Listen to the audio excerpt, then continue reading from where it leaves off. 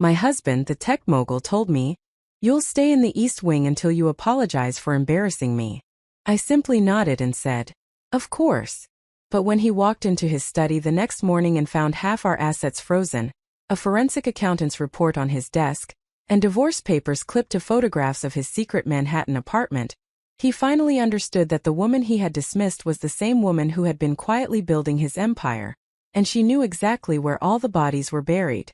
Before we jump back in, tell us where you're tuning in from. And if this story touches you, make sure you're subscribed, because tomorrow, I've saved something extra special for you. The alarm chimed at 4:45 in the morning, the same delicate melody it had played every day for the past 9 years. I silenced it before the second note could sound, my hand moving with the automated precision of someone who has performed this ritual so many times that consciousness barely participates in the motion. The Seattle skyline stretched beyond the floor-to-ceiling windows of our Medina estate, still dark except for the occasional light from early risers or late workers in the downtown towers across Lake Washington. The water itself remained invisible at this hour, a vast absence between our peninsula and the city that had made my husband into the fourth richest person in the Pacific Northwest.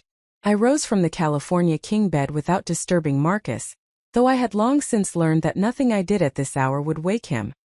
He slept with the confidence of someone who had never needed to worry about what the morning might bring, secure in the knowledge that an entire infrastructure of people existed solely to ensure his days unfolded according to his preferences.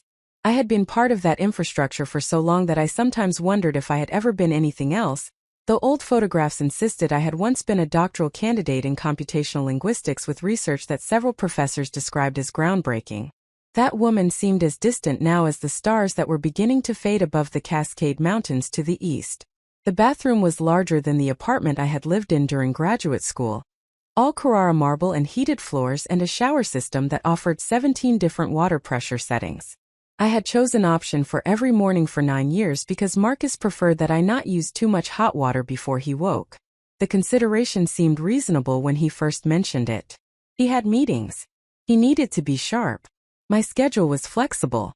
These small accommodations formed the foundation of a successful partnership, or so I told myself while standing under water that never quite reached the temperature I would have chosen for myself. I dressed in the walk-in closet that was technically mine but felt curated by committee. The clothes hanging in precise rows represented Marcus's opinions about appropriate attire for the wife of a tech industry leader more than they reflected any aesthetic preference I could claim as my own. The deep jewel tones I gravitated toward in my 20s had gradually been replaced by soft neutrals and pastels that Marcus described as elegant, refined, appropriate. I selected a cream cashmere sweater and tailored gray slacks, the uniform of invisible competence I had perfected over years of standing beside him at events where my purpose was to appear successful without being remarkable, attractive without being distracting, intelligent without being threatening.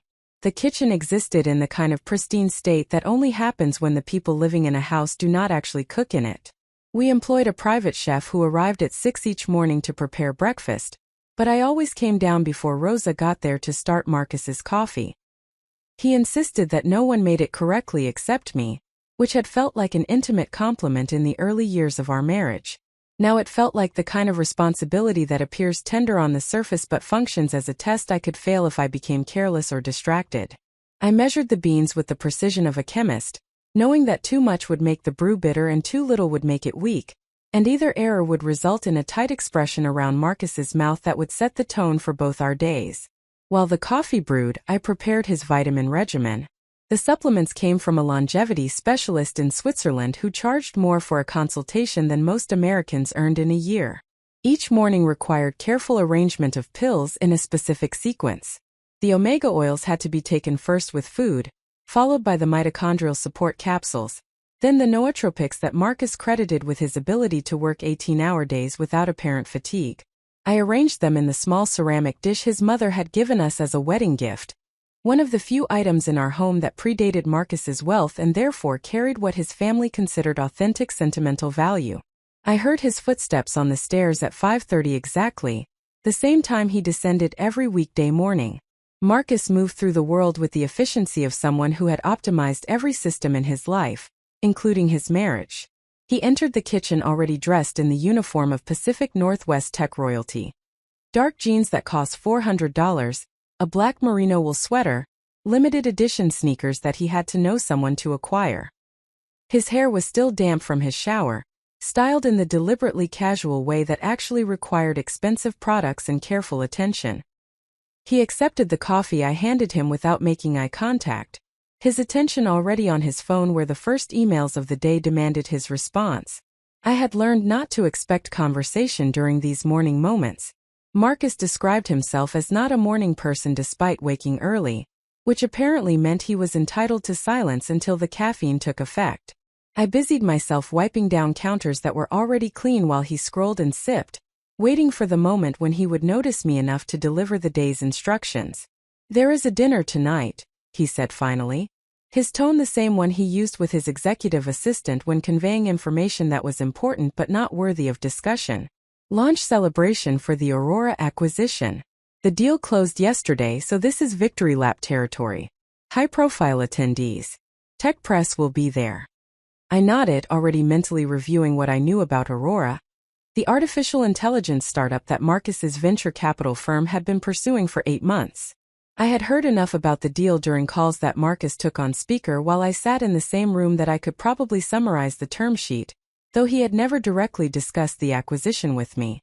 I absorbed information about his business the way plants absorb sunlight, through passive exposure rather than direct feeding. "I need you to be particularly on tonight," Marcus continued, setting down his coffee cup with the definitive gesture of someone concluding a meeting. "Catherine Reeves will be there. You remember Catherine?" I did remember Catherine. She was the venture capitalist who had beaten Marcus to 3 major deals in the past 18 months, a fact that bothered him far more than he would explicitly admit.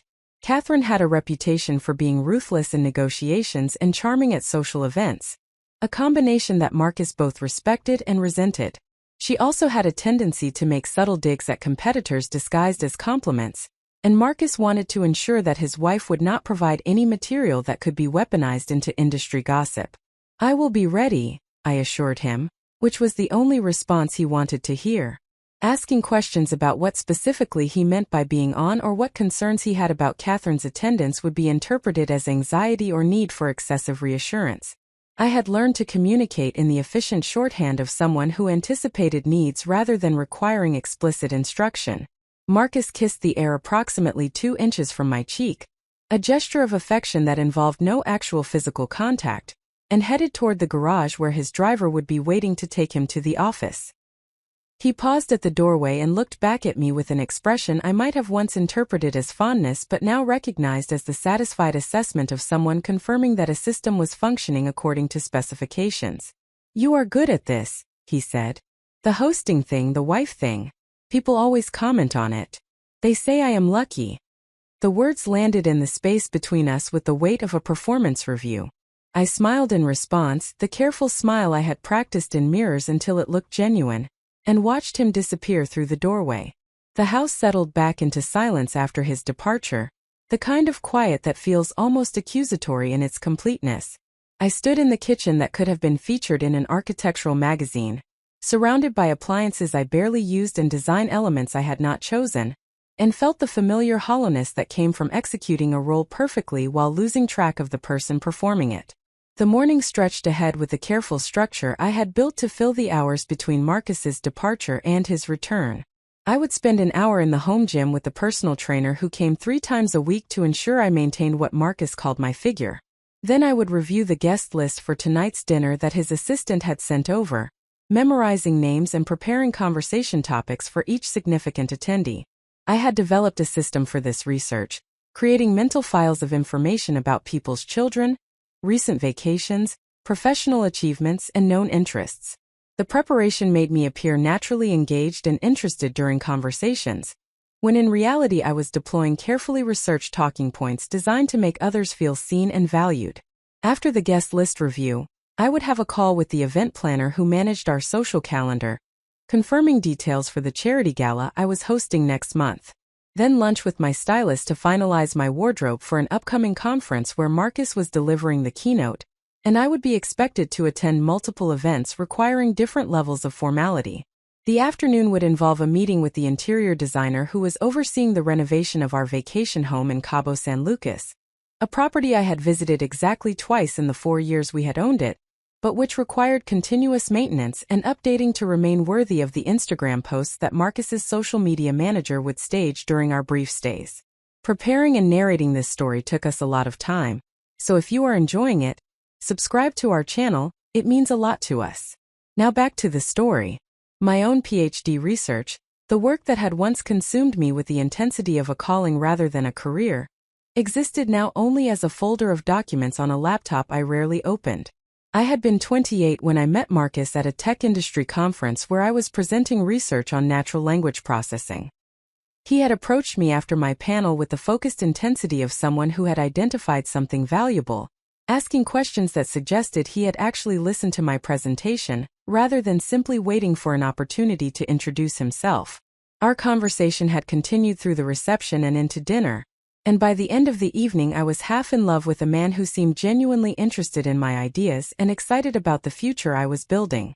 The relationship had progressed with the same decisive efficiency that characterized everything Marcus did. Within 6 months he had proposed, presenting me with a ring that must have cost 6 figures and a vision of partnership that sounded like the life I had always wanted. We would be a team, he said. My research could continue with better funding and resources than any university could provide. His network would open doors that normally required decades of academic ladder climbing to access. Together we would build something remarkable. The reality had proven more complicated than the vision he described during that proposal in Santorini. The funding he had promised for my research never quite materialized, always delayed by some urgent business matter that required his attention and capital. The doors he had promised to open led primarily to rooms where I was expected to be decorative rather than contributing. The partnership he had described gradually revealed itself as a more traditional arrangement where his career expanded while mine contracted, where his needs took precedence and my ambitions became the thing we would get to eventually, someday, when the timing was better. I had not made a conscious decision to abandon my research, so much as I had accepted a series of small delays that accumulated into years. Just finish this funding round and then we will revisit your projects. Just get through this product launch and then you will have my full support.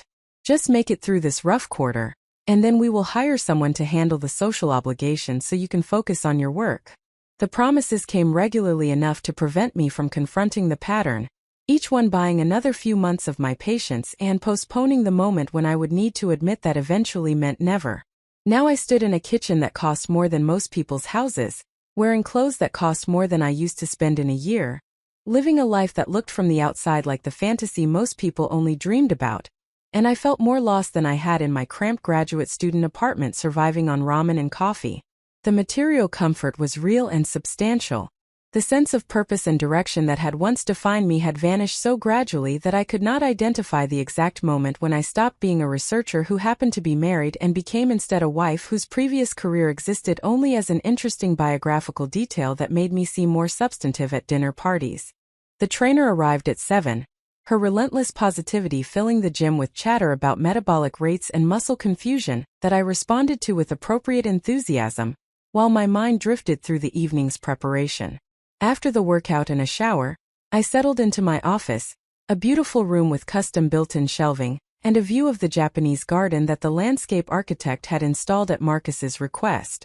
The desk held a computer I used primarily for email and online shopping, a far cry from the machines I had once programmed to understand and generate human language with increasing sophistication. I opened the guest list for tonight's event and began my research. 28 confirmed attendees, each one representing some strategic relationship that Marcus was cultivating or maintaining. I created a document with names, titles, and relevant personal information that would allow me to engage in conversations that felt personal rather than generic. Catherine Reeves, I noted, had recently returned from Tanzania where she had been on safari with her husband and 2 teenage daughters. She had posted extensively about the trip on social media, offering plenty of material for warm conversation that would seem spontaneous rather than researched. The document also noted that Catherine had been featured in a Forbes profile last month, discussing her investment thesis and her firm's focus on companies with female founders. The article included a quote where Catherine observed that too many women in tech married men, who expected them to subordinate their careers to provide support services, essentially hiring a wife instead of a partner. The comment had seemed general rather than pointed when I first read it, but now as I prepared to see Catherine at an event celebrating Marcus's latest victory, the observation felt uncomfortably specific. My phone chimed with a text from Marcus's assistant, confirming the car service that would take me to the restaurant tonight. Marcus would go directly from the office, which meant I would arrive separately and need to navigate the entrance alone. This arrangement was standard for events where Marcus needed to be present early for photographs or media interviews. I would arrive during the cocktail reception, time to ensure maximum visibility but minimum attention, blending into the gathering as if I had materialized through some process that required no logistical coordination or independent transportation. Lunch arrived at noon, prepared by Rosa and left on the counter in the kitchen with a small handwritten note describing the ingredients and caloric content.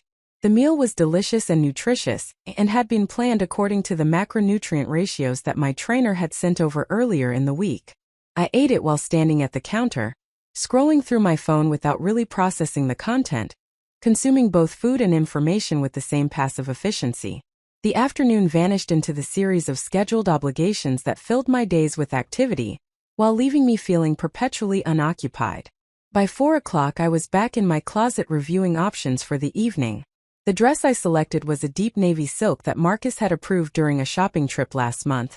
Elegant enough to signal that I took the event seriously, but understated enough to ensure I would not compete for attention with the people who actually mattered. I paired it with simple jewelry and shoes that added height without being so dramatic that I would tower over the other women in attendance. The process of getting ready had become so routine that I could complete it while thinking about other things entirely. Hair styled in soft waves that suggested effort without appearing overly constructed. Makeup applied with the goal of looking polished but not overdone. The final result was a woman who looked expensive and appropriate and entirely interchangeable with a dozen other wives of successful men, which was precisely the goal. To be remarkable in these contexts was to make a mistake. The art lay in being exactly what was expected, so perfectly that no one would remember you were there except as a vague impression of competence and pleasantness. The car arrived at 6:30, and I slid into the back seat with my small evening bag and the mental file of conversation topics I had prepared. The driver knew not to attempt small talk, for which I was grateful. The 30-minute drive from Medina to downtown Seattle gave me time to transition into the persona I would inhabit for the evening, shaking off the vague dissatisfaction that had been accumulating all day and replacing it with the focused attentiveness that these events required. The restaurant Marcus had chosen for the celebration was the kind of place that did not advertise because it did not need to. Located on the top floor of a historic building in Pioneer Square, it offered views of Elliott Bay and a menu that changed daily based on what the chef found interesting at the market. Getting a reservation normally required calling weeks in advance, but Marcus's assistant had somehow secured the entire private dining room for tonight's event, demonstrating the kind of access that money and influence could purchase. I arrived during the cocktail hour as planned, entering a room already filled with conversation, and the particular energy that comes from gathering people who are accustomed to being the most important person in any room they enter. The attendees represented a cross-section of Seattle's tech elite, founders and investors and executives who collectively controlled billions in capital and shaped the direction of entire industries. Their spouses clustered in small groups near the windows, creating their own gathering within the larger event, a parallel structure that mirrored and supported the main action without ever threatening to overshadow it. Marcus was holding court near the bar, a glass of Japanese whiskey in his hand, and a circle of listeners hanging on his analysis of market conditions and emerging opportunities. He glanced up when I entered, the briefest flicker of acknowledgement, then returned his attention to his audience. I was on time and appropriately dressed and required no further management. I had executed my part of the evening's choreography correctly, which was all he needed to know. I made my way toward the cluster of wives, recognizing most of them from previous events. We greeted each other with the kind of warmth that comes from repeated exposure rather than genuine intimacy, complimenting dresses and asking after children and making the small talk that filled the spaces in these gatherings. The conversation flowed easily because we had all become experts in discussing things that mattered very little, developing entire vocabularies around topics like vacation homes and interior designers, and the particular challenges of managing household staff. That was when I saw her enter the room. Catherine Reeves moved with the kind of confidence that comes from knowing you have earned your position rather than married into it. She wore a striking red dress that would have been too bold for a spouse but was perfect for a principal, commanding attention rather than deflecting it. Her husband followed a step behind, a quiet man whose name I could never remember but who apparently taught philosophy at the University of Washington, and seemed content to exist in his wife's considerable shadow. Catherine scanned the room with the practiced assessment of someone who viewed social events as extended business meetings, identifying the people who mattered and the conversations worth joining. Her gaze passed over the cluster of spouses without pausing, dismissing us as scenery rather than participants. She made her way directly toward Marcus's circle, inserting herself into the conversation with a comment that made everyone laugh, immediately establishing herself as someone who belonged at the center rather than the periphery. I watched this entrance while pretending to listen to a story about someone's recent problems with their contractor, observing the way Marcus's body language shifted when Catherine joined his circle. He stood straighter, talked faster, laughed louder. The performance was subtle enough that probably no one else noticed, but I had been studying Marcus for 9 years and could read the small signals that indicated when he felt challenged or impressed or threatened. Catherine represented all three simultaneously, which made her uniquely fascinating to a man who had grown accustomed to being the most accomplished person in most rooms. The dinner was called shortly after 7, and we made our way to the long table that dominated the private dining room. I found my place card and was unsurprised to discover that I had been seated between 2 other wives, positioned in the middle of the table where I could help facilitate conversation without being close enough to the head where the real discussions would happen. Marcus sat at the place of honor with Catherine on his right and the Aurora founder on his left, an arrangement that signaled exactly who the evening was designed to celebrate and impress. The meal progressed through multiple courses, each one a small masterpiece that the servers described in reverent tones before placing it before us. I made appropriate appreciative sounds while eating tiny portions, aware that Marcus would notice if I cleaned my plate or appeared to enjoy the food too enthusiastically. Wives who ate with too much obvious pleasure suggested insufficient discipline, a lack of the self-control that maintaining our appearances required. I had learned to experience these extraordinary meals as primarily visual events, appreciating the artistry while consuming only enough to avoid appearing rude. The conversation at my section of the table centered around the challenges of raising children in environments of extreme privilege, a topic that everyone approached with the careful mixture of gratitude and concern that was required when discussing problems that most people would consider fantasies. Someone worried that her daughter was becoming too materialistic. Another expressed concern that private school was creating social isolation from normal kids. A third wondered whether their family's wealth was preventing their son from developing necessary resilience and work ethic. I contributed to this conversation with practiced sympathy while my attention drifted toward the head of the table where Marcus and Catherine appeared to be engaged in increasingly animated discussion. Their conversation had the quality of a chess match, each one making moves designed to demonstrate superior knowledge or insight while maintaining the appearance of collegial exchange. The Aurora founder watched them with the slightly nervous expression of someone who had become a spectator to his own celebration dinner. Then I heard Marcus laugh in a particular way that made my attention sharpen completely. It was the laugh he deployed when someone had scored a point he had not anticipated, a sound that contained equal parts appreciation and irritation. Catherine had apparently said something clever enough to puncture his usual confidence, and the small victory energized her. She leaned forward, pressing her advantage, her hand landing on Marcus's forearm in a gesture that appeared casual but lasted several seconds longer than necessary. The touch sent a small shock of recognition through me. I knew that gesture. I had watched Marcus teach it to junior employees he was mentoring, explaining that strategic physical contact during conversations created subconscious bonds and suggested intimacy that could be leveraged in negotiations. Seeing Catherine deploy the same technique on my husband would have been amusing if it had not been accompanied by the sick realization that Marcus appeared to be enjoying the manipulation rather than recognizing it. The servers cleared the main course and brought out a palate cleanser, some architectural construction of sorbet and edible flowers that was too beautiful to eat and too small to satisfy. The brief pause in the meal created a natural break in conversation, and I heard Catherine's voice carry down the table with crystalline clarity. "Marcus tells me you used to do computational linguistics research, Elena," she said. her tone projecting just enough to ensure that everyone heard while sounding as if she were simply making polite conversation. That must have been so interesting. What made you decide to step away from it? The question landed like a small explosive device in the center of the table. Every conversation stopped as attention shifted toward me. 28 people suddenly interested in hearing how I would explain the trajectory from promising researcher to decorative spouse. The phrasing of the question was masterful in its cruelty, presupposing that I had made a choice to abandon my work rather than had it slowly suffocated by circumstances and expectations. I felt Marcus's attention fix on me from the head of the table, his expression containing a clear warning. This was a test of whether I could handle myself appropriately in challenging social situations. Any answer that suggested dissatisfaction or regret would be interpreted as a failure, a sign that I had not fully embraced my role, or was nursing inappropriate resentment about decisions that had already been made and could not be revisited. Family priorities evolved, I said with the calm smoothness of someone who had prepared for exactly this type of question.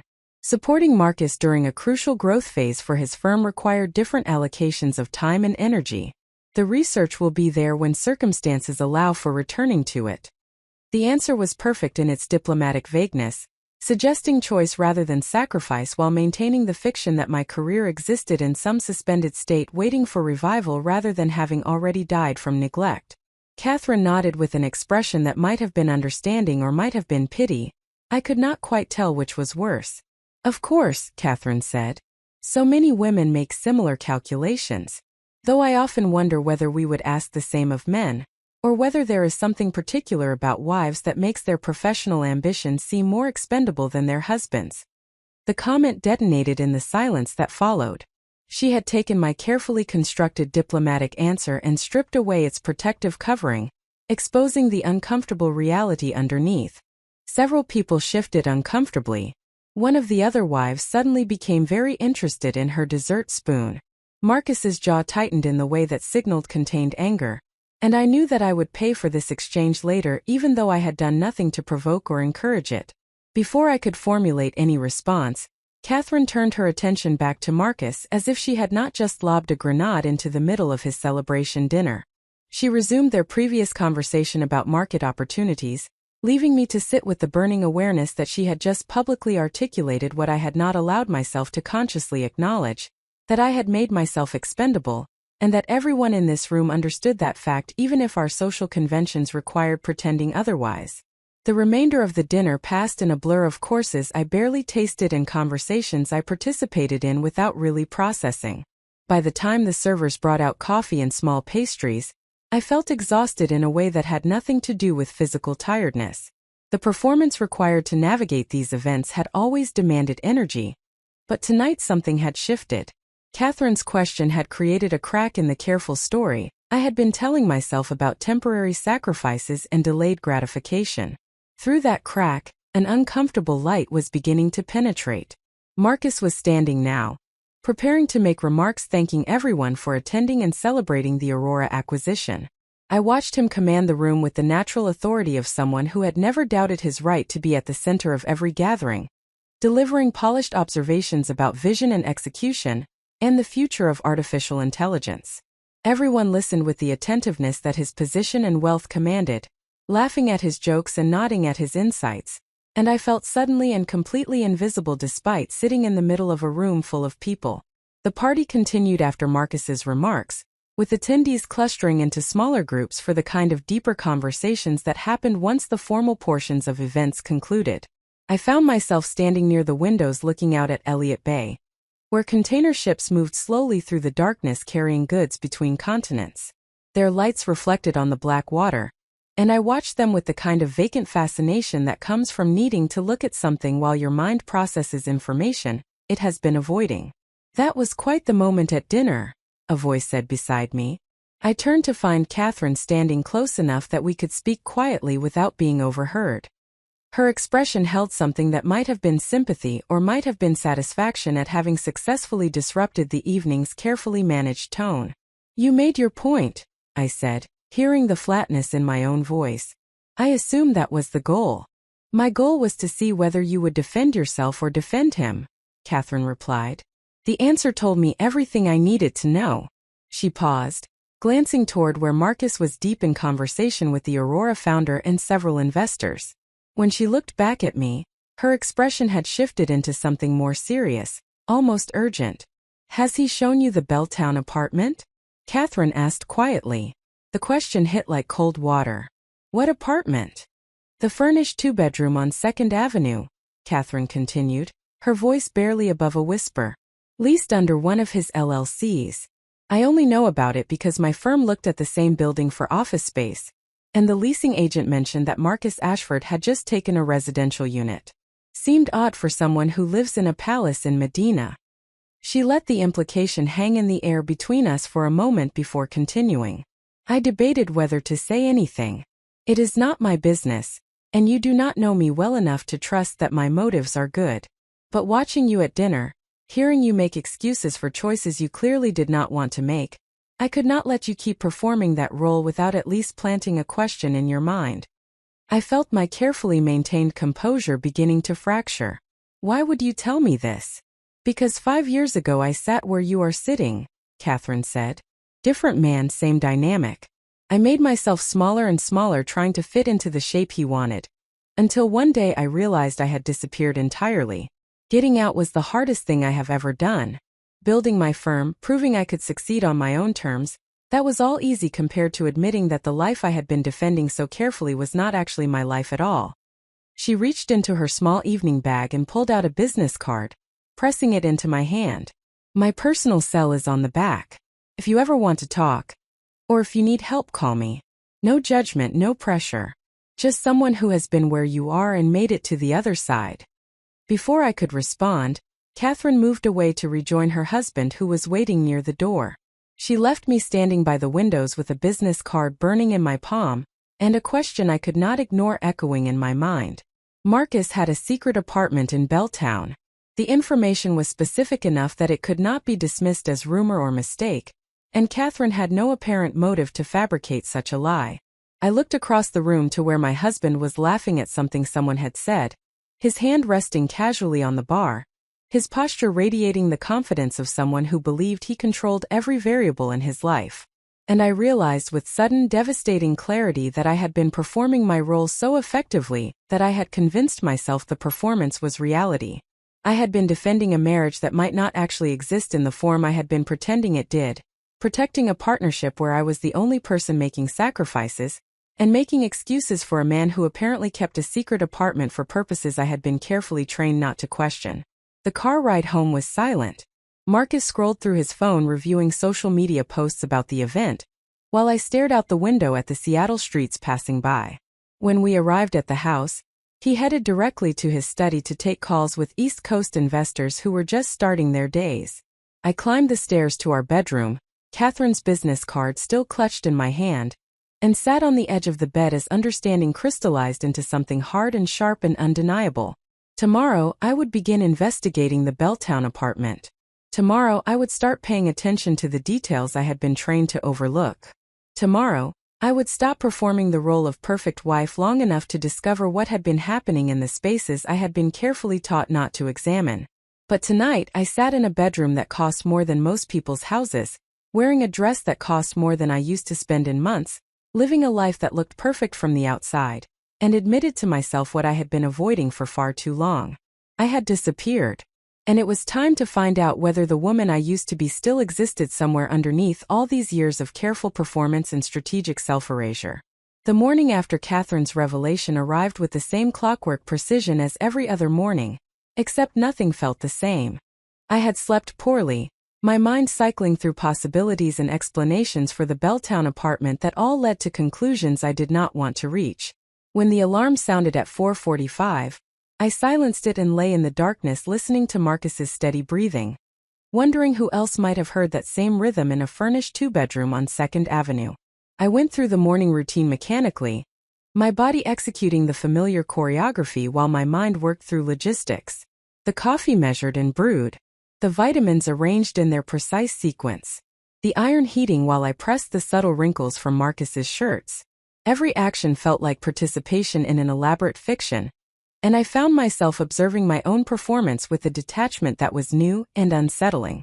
Marcus descended the stairs at 5:30 exactly, accepted his coffee without comment, and scrolled through his phone while I cleaned counters that did not need cleaning. When he finally looked up, his expression carried the particular tightness that indicated he was still processing something that had displeased him.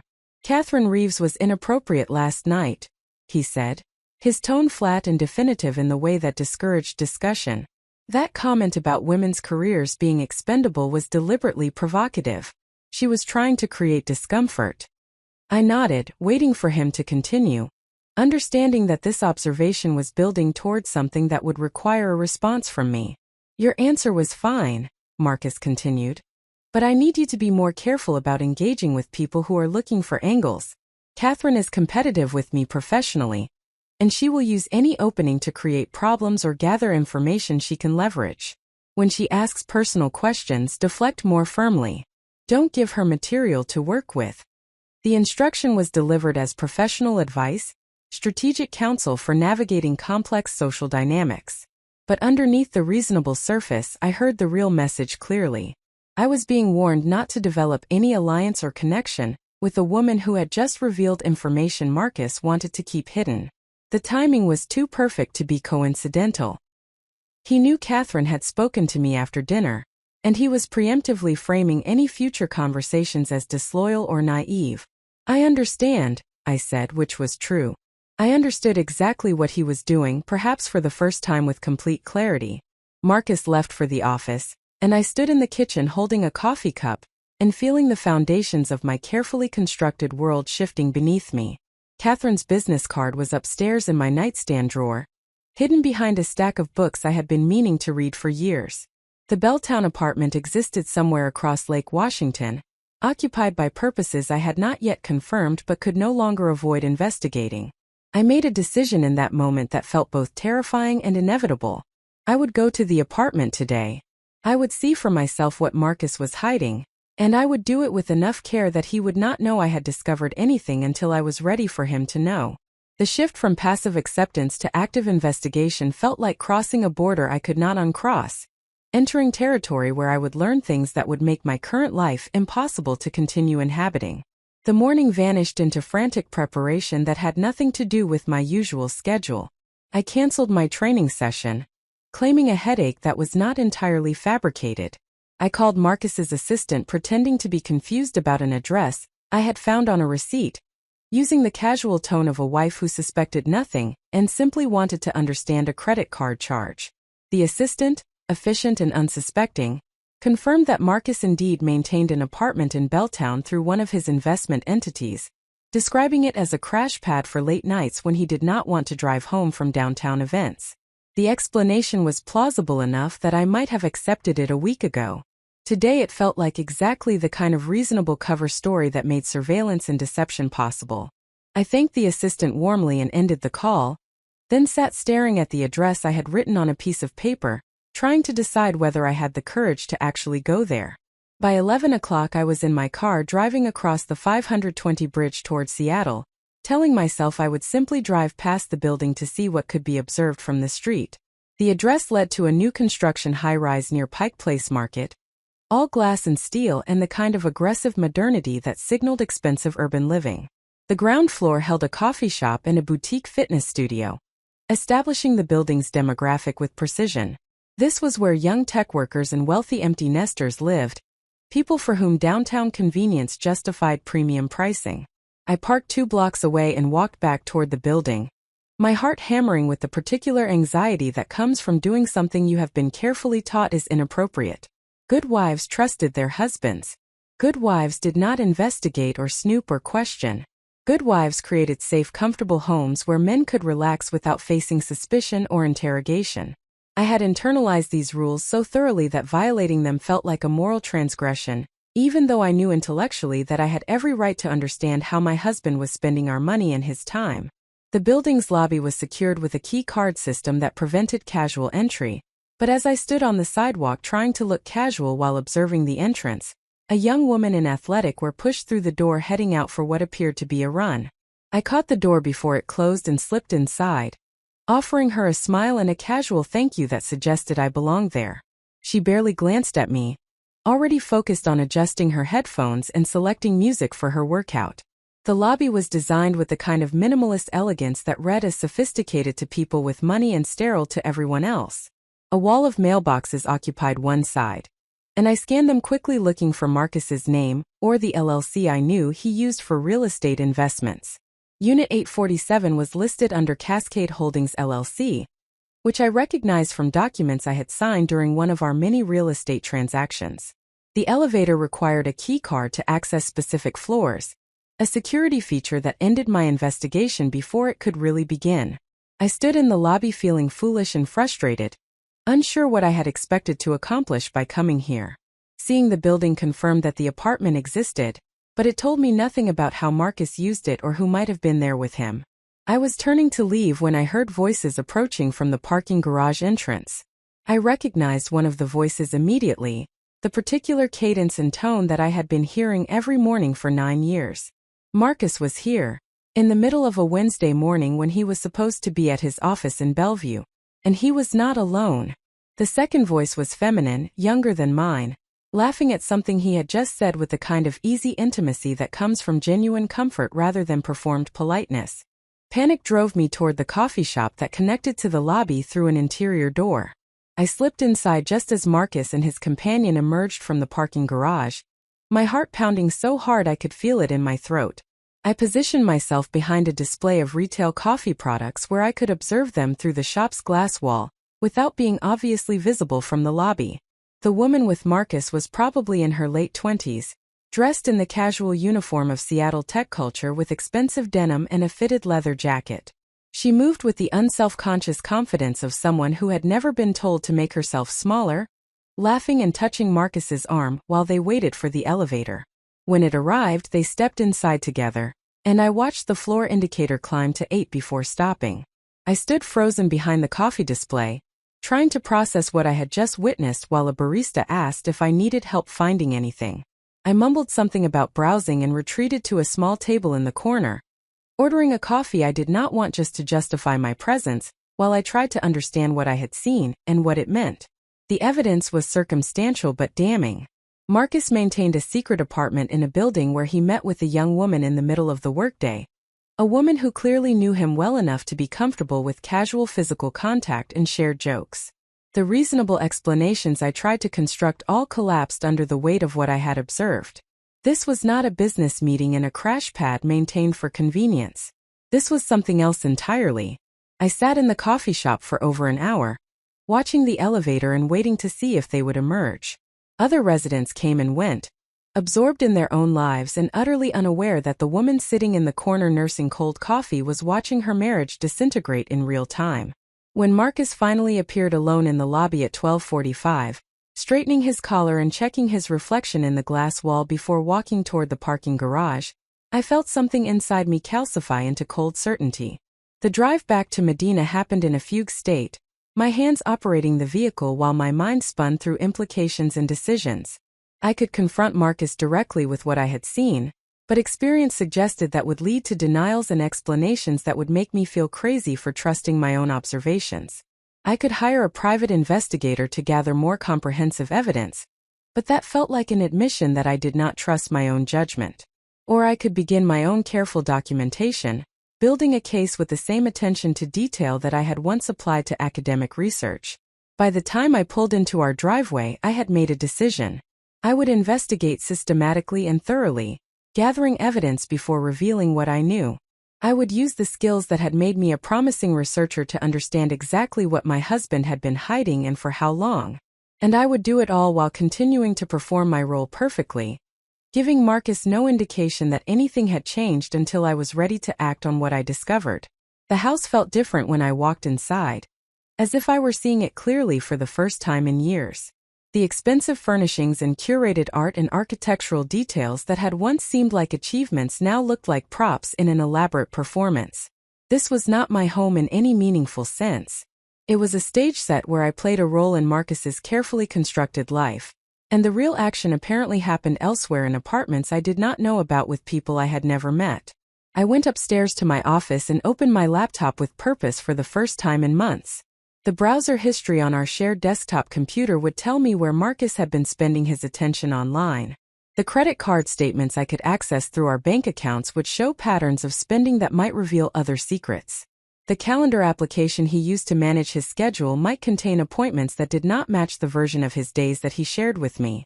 I worked through the afternoon with the focused intensity that I remembered from my research days, taking notes and documenting patterns and building a timeline of Marcus's activities over the past 6 months. What emerged was a picture of systematic deception far more extensive than a single apartment. There were hotel charges in cities where he had supposedly been staying with colleagues, restaurant bills for 2 on evenings when he had claimed to be working late alone, purchases from women's clothing boutiques that had never resulted in gifts I received. The evidence accumulated in a document I saved with an innocuous title on a flash drive I kept in my purse. By the time Rosa called up the stairs to announce that dinner was ready, I had transformed from a woman who suspected betrayal into a woman who could prove it. The shift felt both empowering and devastating, confirmation that I had not been paranoid or oversensitive, but had actually been understating the extent of my husband's double life. Marcus arrived home at 7:30 with apologies about a meeting that had run late. A lie that I now understood was standard practice rather than occasional necessity. I smiled and told him dinner would be ready when he finished freshening up, playing my part while observing him with new eyes. How many times had he delivered similar excuses while actually spending time with the woman from the Belltown apartment? How many late nights and early mornings and weekend commitments had been cover stories for a parallel life I had been carefully prevented from seeing? We ate dinner making small talk about his day at the office and my plans for the upcoming charity gala, maintaining the fiction that we were partners sharing our lives rather than strangers performing a marriage. Marcus mentioned that he might need to travel to San Francisco next week for meetings with a potential acquisition target, and I nodded supportively while mentally noting to check whether any such meetings actually existed or whether this was another cover story for activities he did not want explained.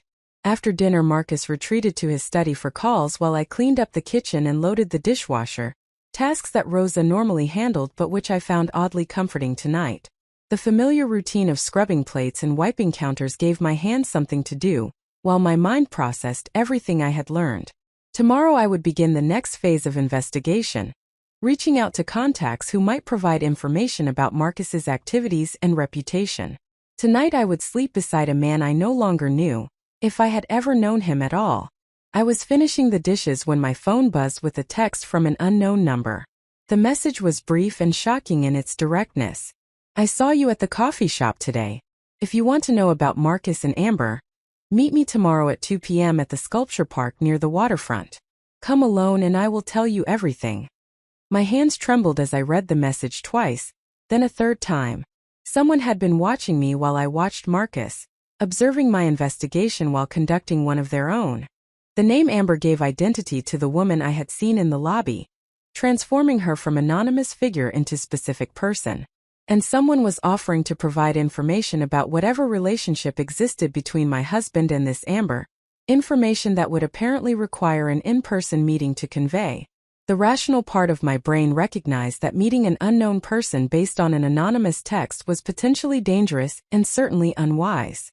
But a larger part of me, the part that had just spent hours documenting evidence of betrayal, desperately wanted to know what this person could tell me. If someone else had information about Marcus's activities, it meant I was not alone in observing patterns that he thought he had successfully hidden. It meant there was corroboration for what I had seen and suspected. I typed a response before I could reconsider. I will be there. The reply came within seconds, just a thumbs-up emoji that provided no additional context or information. I deleted both messages from my phone and stood in the kitchen trying to slow my breathing and organize my thoughts. In less than 24 hours I had gone from dutiful wife to active investigator to potential conspirator meeting anonymous informants in public parks. The velocity of change was disorienting, but underneath the shock was something else. A sense of finally taking action rather than remaining passive. A feeling of reclaiming agency in a life that had been happening to me rather than being lived by me. I heard Marcus moving around upstairs, his footsteps crossing from his study to our bedroom. The sounds of his evening routine drifted down the stairs, completely normal and utterly familiar. He had no idea that anything had changed, that his carefully maintained secret life was being systematically exposed, that the wife he thought he controlled was documenting his deceptions with the same analytical skills she had once applied to legitimate research. I turned off the kitchen lights and climbed the stairs slowly, preparing myself for the performance of another normal evening. Tomorrow I would meet the anonymous informant and learn whatever they wanted to tell me about Marcus and Amber. Tomorrow I would take the next step in understanding the full scope of what my husband had been hiding. But tonight I would lie beside him in the bed we shared, watching him sleep with the confidence of someone who believed his secrets were secure, and I would plan my next moves with the patience of someone who had finally stopped pretending that everything was fine. The woman who had carefully ironed Marcus's shirts this morning felt like a different person from the woman who now stood in the doorway of our bedroom watching him browse his phone. Something fundamental had shifted in the space of a single day, catalyzed by Catherine's revelation and confirmed by my own investigation. I could not unknow what I now knew. I could not unsee what I had witnessed. And I could not continue pretending that the performance I had been delivering for 9 years bore any resemblance to an actual marriage. Marcus looked up from his phone and smiled at me, the casual expression of someone completely secure in his position. "You look tired," he observed. "Maybe skip the training session tomorrow and get some extra rest. You have been pushing yourself too hard with all the gala planning." The comment was delivered as concern, even affection. But I heard it now for what it actually was. An instruction disguised as care. Another small way of managing and controlling my schedule and activities.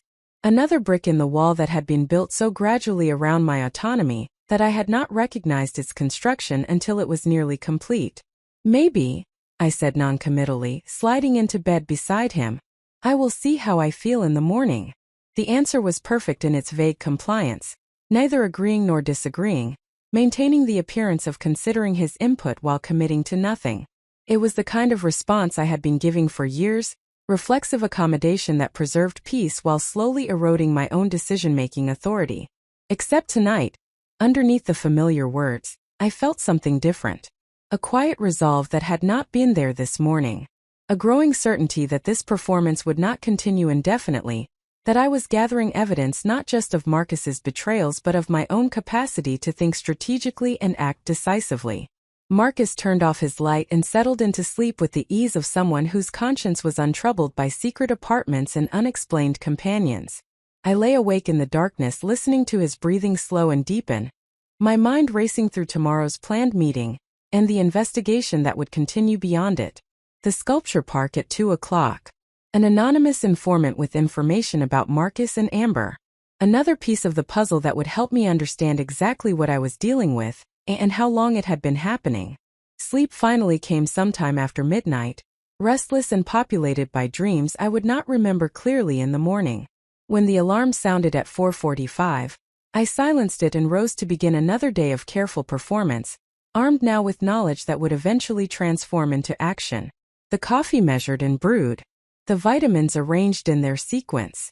The familiar routine continued while underneath, invisible and building, a strategy took shape that would dismantle the fiction I had been living one documented fact at a time. Marcus had taught me to be thorough, to prepare carefully, to think strategically about achieving objectives.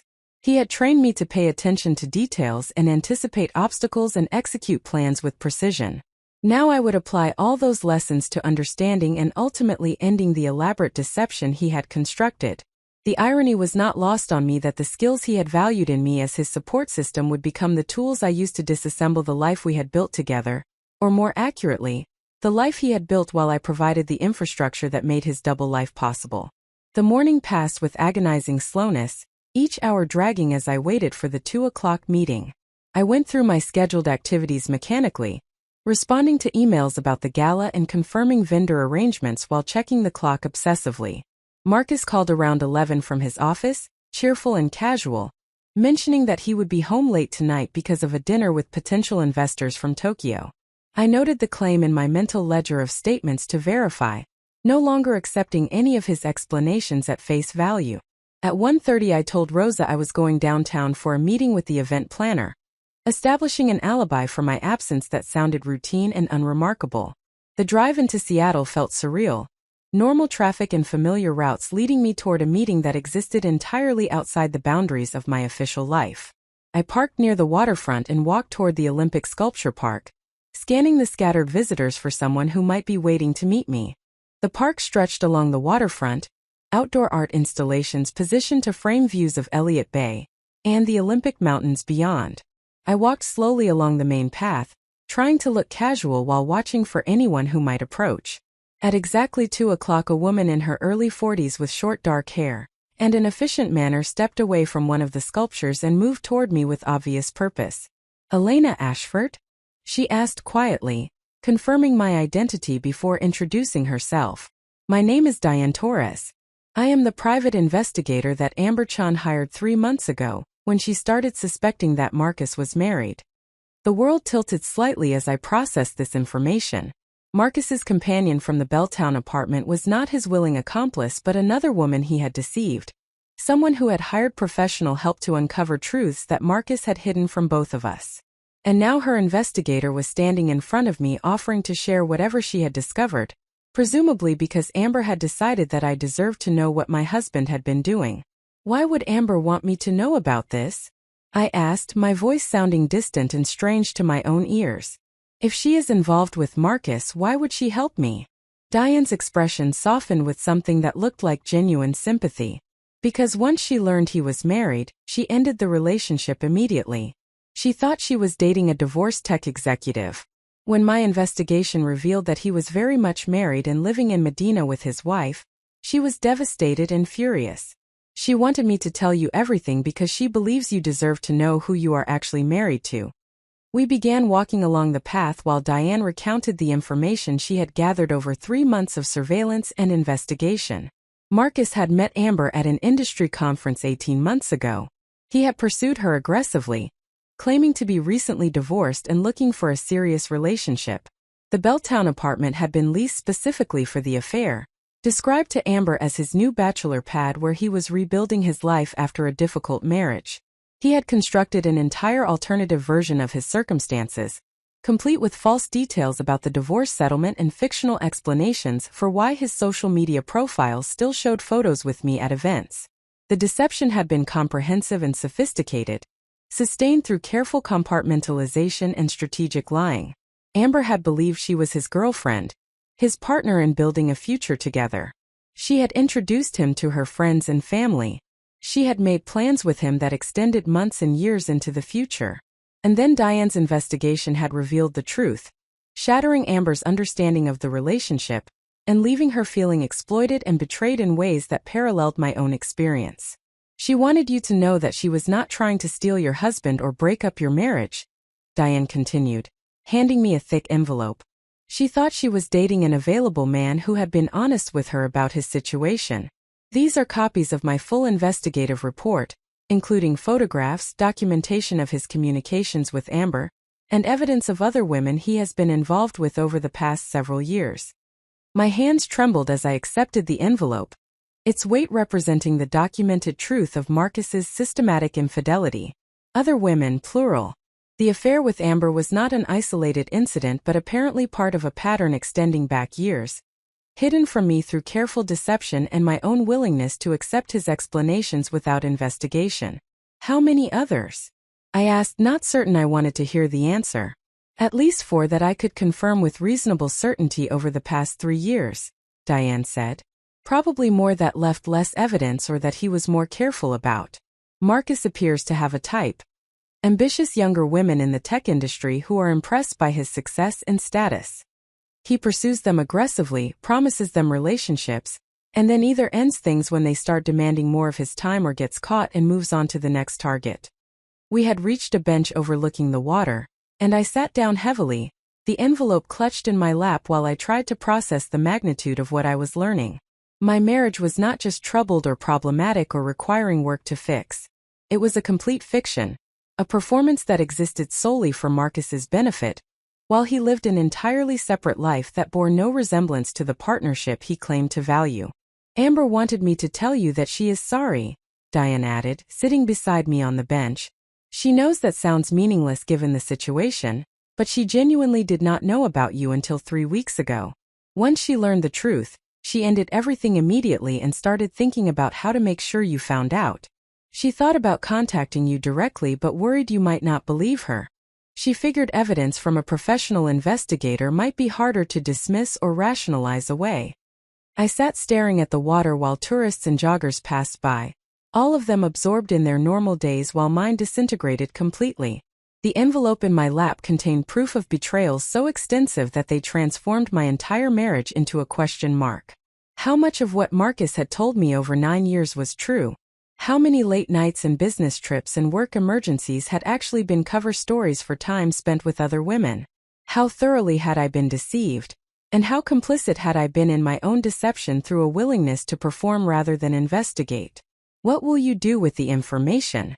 Diane asked gently, and I heard real concern in her voice rather than professional detachment. I do not know yet, I admitted, which was the most honest thing I had said aloud in longer than I could remember. But I need to understand it completely before I decide how to respond. We sat together for a few more minutes while Diane answered questions about her methodology and the reliability of the evidence she had gathered. Then she stood to leave, pressing a business card into my hand and telling me to contact her if I needed anything else, or if Marcus became threatening, once he realized what I knew. I remained on the bench long after she walked away, holding the envelope and watching ferries cross the Sound between Seattle and Bainbridge Island. The sky was beginning to cloud over, the mountains disappearing into gray mist that seemed appropriate for the moment. My phone buzzed with a text from Marcus saying his investor dinner had been moved earlier and he would be home by 9. Another casual update that I now understood might be true or false or some mixture of both that served purposes I could not determine. I opened the envelope and began reading through Diane's report, my academic training helping me process the documented evidence with analytical distance. Photographs of Marcus with various women at restaurants and hotels. Screenshots of text message exchanges that were explicitly romantic and sexual. Credit card records showing patterns of spending that confirmed repeated affairs, rather than isolated incidents. A timeline that stretched back years, suggesting that the systematic deception had begun shortly after our marriage rather than developing as a recent problem. By the time I finished reading, the sky had opened up with the steady rain that Seattle is famous for. I sat on the bench letting the water soak through my jacket and hair, too overwhelmed to care about physical discomfort, while my entire understanding of my marriage restructured itself around newly confirmed information. I had been performing the role of wife in what I thought was a troubled but real partnership. The evidence made clear that I had actually been playing a part in an elaborate fiction designed entirely for Marcus's benefit, providing cover and credibility for a man whose actual life bore no resemblance to what he claimed to value. The rain intensified, finally driving me from the bench and back toward my car. I drove home through flooded streets, my mind working through implications and decisions. The evidence I now possessed was comprehensive enough that Marcus could not explain it away or convince me I had misunderstood. There would be no reconciliation or couples therapy or working through problems together. The foundation of lies was too extensive to build anything authentic on top of, and I was done performing in productions I did not consent to star in. By the time I pulled into our driveway, I had made a decision that felt both terrifying and inevitable. I would not confront Marcus with what I had learned. Instead, I would use the information strategically, gathering more evidence and preparing an exit that he would not see coming until it was too late for him to control or minimize. He had taught me to think tactically, to prepare thoroughly before acting, to maintain strategic advantage through superior information and planning. Now I would apply those lessons to dismantling our marriage with the same precision he had applied to deceiving me. I went inside and changed into dry clothes, hiding the envelope with Diane's report in the back of my closet behind boxes of old clothes I had been meaning to donate. Marcus would be home in a few hours, and I would greet him with the same performance I had delivered for 9 years. Except now, underneath the familiar routine, I was building an exit strategy that would eventually free me from a marriage that had been a fiction from the beginning. The woman who had carefully arranged vitamins this morning had believed she was supporting a partnership. The woman who now stood in the closet hiding evidence of systematic betrayal understood that she had been maintaining infrastructure for a man who saw her as prop rather than partner. And that woman was done performing. The rain continued through the evening, drumming against the windows with the kind of steady persistence that turned Seattle's autumn into a test of psychological endurance. I moved through the house preparing for Marcus's return, setting out fresh towels in the bathroom and adjusting the temperature controls so the rooms would be comfortable when he arrived. The motions were automatic, performed by muscle memory, while my conscious mind worked through the implications of everything I had learned in the past 48 hours. The envelope with Diane's investigative report remained hidden in my closet, but its contents had permanently altered my understanding of the past 9 years. Every memory was now subject to reinterpretation. Every explanation Marcus had offered now appeared as potential fiction. The foundation of my marriage had not simply cracked but had been revealed as constructed from materials that could not bear weight, theatrical props mistaken for load-bearing structures. I was standing in the kitchen when I heard Marcus's car pull into the garage. The familiar sound of the engine cutting off, the car door closing, his footsteps crossing the mudroom toward the kitchen. He entered carrying his briefcase and wearing the slightly harried expression of someone who had navigated challenging professional demands and was ready to relax in the sanctuary of home. "The traffic was absolutely brutal," he announced, setting his briefcase on the counter and loosening his tie. "The investor dinner went well, though." Tanaka seemed genuinely interested in the portfolio companies we presented. "I think we might close a significant commitment from his fund by end of quarter." I listened to him describe the evening's events, observing details I had trained myself to overlook. The way his eyes moved away from mine when providing specifics about who had attended the dinner. The slightly defensive posture he adopted when explaining why the meeting had ended earlier than originally scheduled. The careful vagueness about what restaurant they had chosen and what dishes had been ordered. Before this week, I would have accepted his account without question. Tonight I recognized the performance markers of someone constructing a plausible narrative, rather than reporting actual events. "That sounds promising," I responded, maintaining the supportive tone expected of me. "Did you have a chance to discuss the timeline for their decision process?" Marcus seized on the question, grateful for the opening to continue describing professional matters in detail that obscured rather than illuminated. He talked for 15 minutes about investment committee procedures and due diligence requirements while I nodded and asked follow-up questions that demonstrated appropriate interest. The conversation was entirely normal, indistinguishable from thousands of similar exchanges we had conducted over the years. Except now I understood that I was participating in theater rather than dialogue, playing my assigned role while he performed his. We ate a late dinner that Rosa had left warming in the oven, making small talk about my gala planning and his upcoming travel schedule. Marcus mentioned again the potential San Francisco trip, providing details about meetings and site visits that I mentally cataloged for later verification. I had already started maintaining a separate document tracking his stated plans against actual activities, building a timeline that would eventually reveal patterns of deception, too consistent to explain as memory errors or miscommunication. After dinner, Marcus retreated to his study for what he described as a quick call with colleagues on the East Coast who were just finishing their workdays. I cleaned up the kitchen slowly, my hands moving through familiar tasks while my mind worked through strategic considerations. The evidence I had gathered over the past 2 days was substantial but not yet comprehensive. I needed to understand the full scope of Marcus's financial arrangements, particularly how money moved through the various entities he controlled and whether marital assets had been used to fund his parallel life. I also needed to consult with legal counsel, though doing so would require extraordinary discretion. Marcus had relationships with most of the prominent divorce attorneys in Seattle through his business network and philanthropic activities. Finding representation that could not be conflicted or compromised would require reaching outside our immediate social and professional circles. Catherine Reeves had offered her contact information, and her earlier comments suggested she understood exactly the kind of strategic divorce planning that would be required to protect myself from a wealthy spouse with extensive resources and connections. The question of when to act weighed heavily as I loaded the dishwasher and wiped down counters.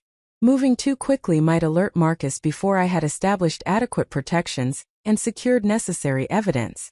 Waiting too long risked allowing him to discover my investigation and take preemptive actions to hide assets or establish narratives that would complicate my eventual departure. The timing would need to be precisely calculated, balancing thoroughness with decisiveness. I heard Marcus's voice drifting from his study, the tone animated and engaged in ways it rarely was during his conversations with actual business colleagues. I moved quietly toward the hallway where I could hear more clearly without being obvious about eavesdropping. The words were muffled by the door, but the cadence and energy suggested a personal rather than professional conversation. At one point I heard him laugh in the particular way he had when genuinely amused rather than performing social niceties, a sound that had become increasingly rare in our interactions but apparently remained accessible for other audiences. The call lasted nearly 40 minutes before I heard him ending the conversation and moving around the study in ways that suggested he was preparing to join me upstairs. I retreated to the living room where I had positioned myself with a book and a cup of herbal tea, creating a tableau of domestic contentment that he would find when he emerged. The performance had become so automatic that I could construct these scenes without conscious thought, my body arranging itself into poses that communicated the right messages, while my mind pursued entirely separate considerations. Marcus appeared in the doorway looking more relaxed than he had when he first arrived home, the tension in his shoulders released through whatever conversation he had just completed. He suggested we go to bed early since we both had full days tomorrow, and I agreed with the easy compliance that greased the machinery of our daily interactions. We climbed the stairs together, his hand resting briefly on the small of my back in a gesture that might once have felt intimate but now registered as perfunctory, a habit maintained through repetition rather than genuine connection. The bedroom routine unfolded with choreographed precision. Marcus in the bathroom first while I laid out clothes for the next morning, then switching positions while he set his alarm and plugged in his various devices. The efficiency we had developed over 9 years of cohabitation allowed us to prepare for sleep without collision or unnecessary communication, each executing our parts of the sequence without requiring coordination or discussion. I lay in the darkness listening to Marcus's breathing slow into sleep, my own mind too active for rest despite my physical exhaustion. The bed that we shared felt vast and empty, the space between our bodies a gulf that had been widening for years before I possessed the awareness to recognize it. How many nights had I fallen asleep beside this man without understanding that I knew almost nothing true about him? How many mornings had I woken believing we were building a life together, when I was actually maintaining infrastructure for his deceptions? Sleep finally arrived sometime after 2 in the morning, bringing dreams that were fragmented and anxious. I was searching for something in a house with endless rooms, opening door after door to find spaces that looked familiar but contained nothing I recognized. Marcus appeared periodically in these dreams, always just leaving a room as I entered, visible in doorways and at the ends of hallways but never close enough to speak to directly. The symbolism was so obvious it felt embarrassing even within the dream, my subconscious offering no subtlety in processing the discoveries of the past days. The alarm sounded at 4:45, pulling me from restless sleep into the gray pre-dawn darkness. I silenced it quickly and lay still for a moment, gathering energy for another day of performance while building the case that would eventually end the need for acting. Marcus stirred beside me but did not wake, and I slipped out of bed without disturbing him, grateful for a few moments alone before the day's choreography began. The coffee brewing and vitamin arrangement proceeded automatically, while my mind turned to the day's planned activities. I had scheduled a meeting with our accountant under the pretense of reviewing charitable giving strategies for year-end tax planning. The meeting would provide legitimate access to financial records and an opportunity to ask questions about asset structures that would help me understand what I was actually entitled to versus what Marcus might try to claim as separate property. Our accountant was loyal to Marcus, but professional obligations would require providing accurate information in response to direct questions, particularly if I framed my inquiries as attempting to be more involved in financial planning. I also planned to reach out to Catherine Reeves, accepting her offer to provide guidance and potentially attorney referrals. The conversation would need to be carefully managed to avoid creating evidence that Marcus might discover if he later examined phone records or email archives. Catherine had provided her personal cell number, suggesting she understood the need for discretion when dealing with powerful spouses who might use technology and surveillance to maintain control. Marcus descended the stairs at his usual time, accepting his coffee and scrolling through his phone while I prepared his breakfast. The normalcy was suffocating in its completeness, every element exactly as it had been yesterday and the day before and the day before that. Except I was no longer the same woman performing these rituals, even if Marcus could not detect the transformation occurring beneath the surface continuity. I am thinking I will definitely need to go to San Francisco next week. Marcus announced between bites of his egg white omelet. The Aurora integration is hitting some unexpected complications, and being on site will help resolve them more efficiently than trying to manage remotely. I made a mental note to verify whether Aurora actually had offices in San Francisco, or whether this was cover for other activities. The ease with which Marcus constructed these explanations suggested long practice, a skill developed through years of maintaining parallel lives. I wondered how many of his previous trips had been fabricated, how much of his travel schedule existed solely to create alibis for time spent away from home. How long do you anticipate being there? I asked, the question emerging from genuine calculation rather than wifely concern. If Marcus was going to be absent for several days, it would provide opportunities for more thorough investigation of his office and personal spaces without risk of discovery. Probably most of the week, Marcus replied. I will fly out Monday morning and likely not be back until Friday evening. Are you comfortable managing on your own, or should we have Rosa increase her hours while I am gone? The question was framed as consideration but functioned as control, ensuring I would be occupied with household management and gala planning rather than having unstructured time that might lead to problematic independence. I assured him that I would be fine and that Rosa's normal schedule would be sufficient, maintaining the fiction that his presence or absence made significant difference to my daily routines. Marcus left for the office shortly after 6, and I watched his car disappear down the driveway with a sense of relief that was becoming more pronounced each time he departed. The house felt more peaceful in his absence, less like a stage set requiring constant performance. I poured a second cup of coffee and carried it to my office, settling at the desk with Diane's investigative report and beginning to cross-reference it with my own observations and documentation. The morning vanished into analysis, patterns emerging from the collected evidence that told a comprehensive story of systematic deception. Marcus had been conducting multiple affairs simultaneously for at least the past 3 years, possibly longer. The Belltown apartment was only the most recent in a series of arrangements that provided him with spaces to conduct his parallel life. Credit card records showed hotel charges and restaurant bills that corresponded with periods when he claimed to be traveling for business, but airline records showed no corresponding flights. The financial implications were substantial. Marcus had been using marital assets to fund his affairs, purchasing gifts and paying rent and covering expenses that should have required my consent as his spouse. Washington was a community property state, which meant I had legal claims to half of everything acquired during our marriage regardless of whose name appeared on various accounts or titles. But asserting those claims would require documentation that Marcus would fight to suppress or explain away, which made the evidence I was gathering essential to protecting my interests in any eventual settlement.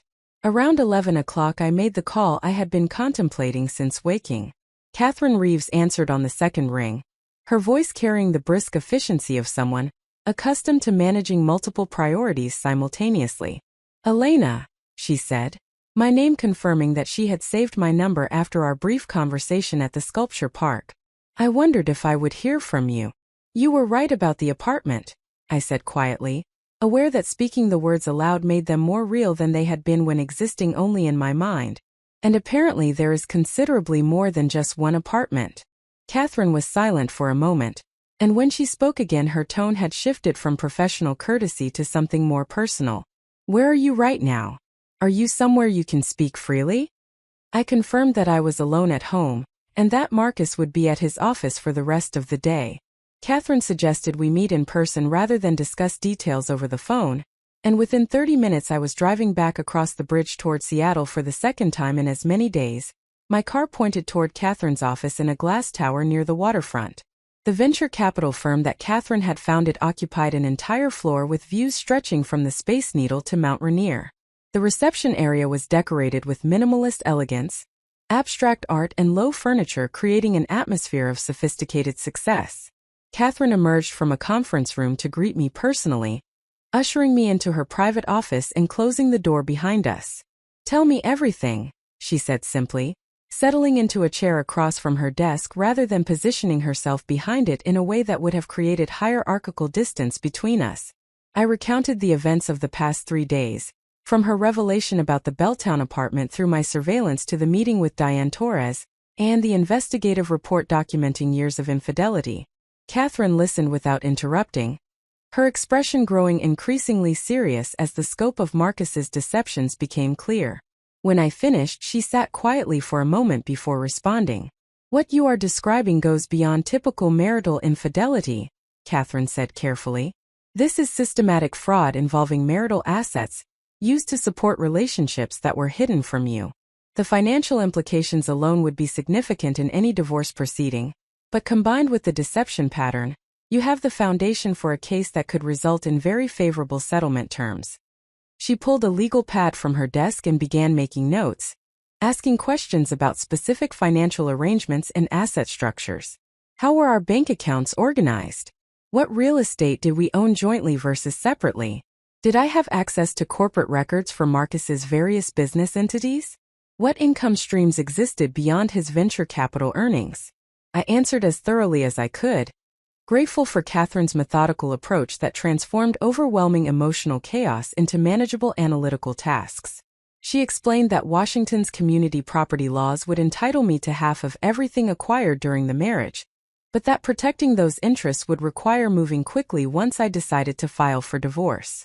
Marcus would likely attempt to hide or transfer assets if he suspected I was preparing to leave, which meant maintaining complete secrecy about my plans until everything was in position for rapid execution. You need an attorney who specializes in high net worth divorce and who has no connection to Marcus's network, Catherine said firmly. I have someone in mind who practices in Tacoma specifically to avoid conflicts with Seattle's tech community. Her name is Jennifer Wu, and she has handled several cases involving wealthy spouses who attempted to conceal assets during divorce proceedings. She is brilliant, thorough, and completely unintimidated by powerful men who think their money and connections make them immune to consequences. Catherine made a call while I sat in her office, speaking briefly with someone named Jennifer and explaining in broad terms that she would be receiving a call from someone who needed immediate consultation about a complex marital dissolution. When she hung up, she handed me a business card with a direct phone number written on the back. "Call her today," Catherine instructed. "Do not use your regular cell phone. Get a prepaid phone that Marcus does not know about, and use it for all communications related to the divorce planning. Assume that he might be monitoring your regular phone or email, particularly if he has any suspicion that you are investigating him." The suggestion that Marcus might be conducting surveillance on me had not occurred to me, but Catherine's experience suggested it was a genuine risk rather than paranoid speculation. Men who maintained secret apartments and conducted multiple affairs were already demonstrating willingness to violate trust and boundaries. Monitoring a spouse's communications would be consistent with that established pattern of control and deception. We talked for another hour about practical steps I should take immediately. Gathering financial documents and storing them somewhere Marcus could not access or destroy. Establishing separate bank accounts in my name only at institutions where we did not currently bank. Documenting the current condition of our home, and the possessions it contained in case Marcus attempted to remove valuable items once divorce proceedings became public. Creating a safety plan in case he responded to divorce papers with anger or attempts at intimidation. The conversation was simultaneously empowering and terrifying, transforming my vague sense that I needed to leave into concrete recognition of everything that leaving would actually require. Catherine's guidance provided structure and direction, but it also made clear that the process ahead would be complex and potentially contentious. Marcus had substantial resources and strong motivation to minimize what I received in any settlement. Protecting my interests would require strategic thinking and careful execution. Before I left, Catherine shared her own story in more detail than she had at the sculpture park. She had been married to a successful entrepreneur who had gradually isolated her from her career and friends, while conducting affairs that he justified as needs she was not meeting adequately. The divorce had been brutal, with her ex-husband using his wealth and connections to make the process as difficult and expensive as possible. But Catherine had survived and ultimately prevailed, building her own venture capital firm and creating success on her own terms, rather than as someone's supportive spouse. "The thing I wish someone had told me," Catherine said as we stood by her office door preparing to part, "is that leaving will be harder than you think but also more possible than you currently believe. There will be moments when you doubt yourself, when you wonder if you are being too harsh or if you should try harder to make the marriage work. Those moments are when you need to return to the evidence and remember why you started this process. Marcus has shown you who he actually is. Believe what you have seen rather than the story he wants you to accept. I drove home holding Catherine's business card and carrying the weight of decisions that could not be postponed indefinitely. By the time I pulled into our driveway, I had made several commitments to myself about next steps. I would purchase a prepaid phone that afternoon and use it to call Jennifer Wu about legal representation. I would begin systematically photographing and documenting our possessions and financial records. I would open a separate bank account using my maiden name at a credit union where Marcus and I had no existing relationship. And I would continue performing the role of devoted wife while building the infrastructure for exit, maintaining strategic surprise until everything was positioned for decisive action. The house was empty and quiet when I entered, Rosa having finished her work and departed for the day. I stood in the kitchen where I had spent so many mornings preparing Marcus's coffee and vitamins, and I felt the space differently than I had even a week ago. This was not my home in any meaningful sense. It was a stage where I had performed for 9 years, and the performance was approaching its final act. I went upstairs to my office and opened my laptop, creating a new document with the title Exit Strategy that I immediately password protected and saved to an encrypted flash drive. The document would become my roadmap for the next several weeks, tracking tasks completed and identifying steps remaining before I would be ready to file for divorce and end the marriage that had been fiction disguised as partnership. The afternoon passed in focused activity as I began implementing the plan Catherine and I had discussed. I drove to a store in a neighborhood I never normally visited and purchased a prepaid phone with cash, activating it under a name that could not be traced back to me. I used the new phone to call Jennifer Wu, reaching an assistant who scheduled a consultation for the following morning at her Tacoma office. I opened a new bank account at a credit union, depositing funds from a savings account that Marcus rarely monitored, and that I could access without triggering immediate attention. By the time Marcus returned home that evening, I had made more progress on dismantling our marriage in a single afternoon than I had made in the previous 9 years of gradually diminishing myself to fit into the shape he required. The transformation was invisible to external observation, but internally it felt seismic. The woman who greeted Marcus at the door with a smile and an inquiry about his day was performing the same role she had always played. But underneath the familiar surface, she was building an exit that would free her from a marriage that had been exploitation disguised as partnership. We ate dinner together, making small talk about his work and my gala planning, maintaining the comfortable domestic fiction that had characterized our relationship. Marcus mentioned again his upcoming San Francisco trip, and I responded with appropriate supportiveness while privately celebrating the opportunity his absence would provide for more thorough investigation and preparation. After dinner, he retreated to his study for calls, and I cleaned up the kitchen while mentally reviewing the tasks I had completed today and identifying what remained to be accomplished tomorrow. Later, lying in bed listening to Marcus sleep beside me, I felt a sense of purpose that had been absent for years. The fear and grief were still present, but they were joined now by determination and growing confidence in my ability to navigate the complex process ahead. I had spent 9 years believing that being a good wife required accepting whatever Marcus chose to tell me, and performing whatever role he needed me to play. I was discovering that being a good person to myself required something entirely different.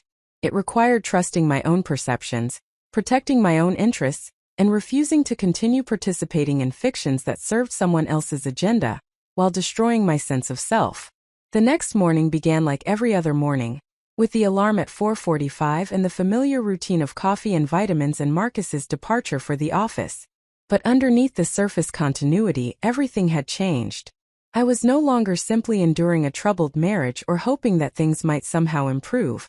I was actively and strategically planning my departure, gathering evidence and establishing protections and building toward the moment when I would hand Marcus divorce papers and reclaim the life I had gradually surrendered in service of his ambitions and deceptions.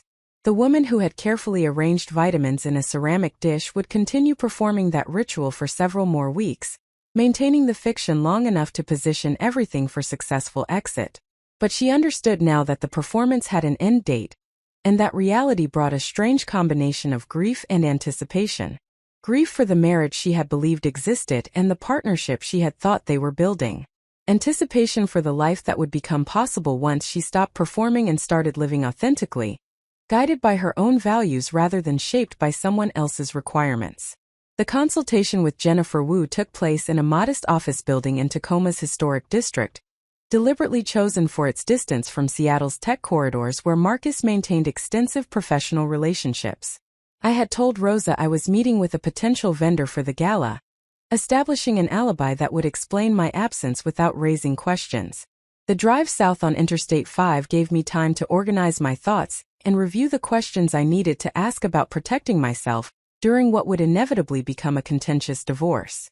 Jennifer's office occupied the third floor of a building that had been converted from industrial use to professional suites, all exposed brick and original hardwood floors that suggested authenticity rather than corporate polish.